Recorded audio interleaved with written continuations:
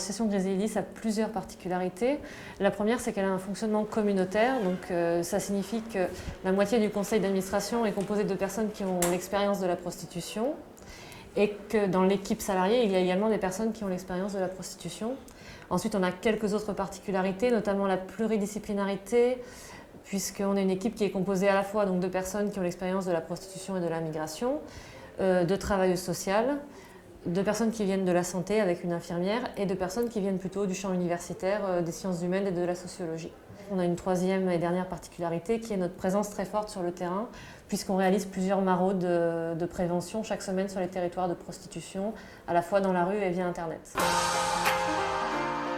C'est qu'on a une bien meilleure connaissance des réalités des personnes que l'on accompagne, puisque les personnes concernées sont présentes dans les équipes, au cours des réunions quotidiennes, au cours de sessions de formation en interne et tout simplement sur le terrain, pendant les entretiens avec les personnes. Ça nous permet aussi de nous adapter beaucoup plus vite aux évolutions, puisque ce sont des évolutions dont elles sont partie prenante. Et ça nous aide aussi à entrer en lien avec les personnes, parce que ça lève des freins qui vont être la peur de la stigmatisation, la peur du jugement, la peur des institutions aussi.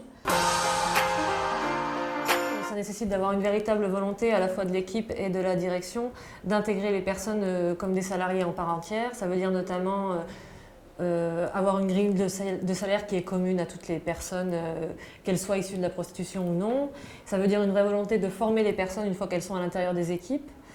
Et ça veut dire aussi une volonté de faire attention au rapport de pouvoir qui pourrait se créer entre les professionnels traditionnels, on va dire, de la santé et du social, et les personnes qui viennent du terrain et qui pourraient être vues comme moins compétentes ou posséder moins de savoir et moins de compétences professionnelles. Après, en direction de l'extérieur, ce qui peut être compliqué, c'est que pour certains partenaires, certains travailleurs sociaux, certaines institutions, on peut donner l'impression d'être moins professionnel justement parce qu'on a cette équipe qui intègre des personnes prostituées.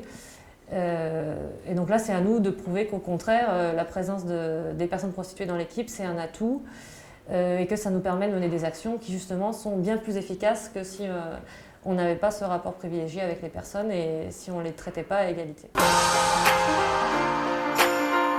Quand on travaille auprès des prostituées, des travailleuses du sexe, on est obligé quelque part de mettre en place un fonctionnement innovant, parce que c'est un milieu qui connaît beaucoup d'évolutions, à la fois à cause du cadre légal qui a changé encore très récemment, à cause des évolutions du public avec les flux migratoires qui se modifient, la démographie des personnes en termes d'âge, de genre qui se modifient. Toutes ces évolutions font que si on veut répondre au plus près aux besoins qui évoluent en même temps que les pratiques, on est obligé de développer des nouvelles technologies, des nouvelles techniques d'approche, des nouvelles méthodes. De fait, à Griselidis, on essaye en tout cas au maximum d'être innovant à ce niveau-là.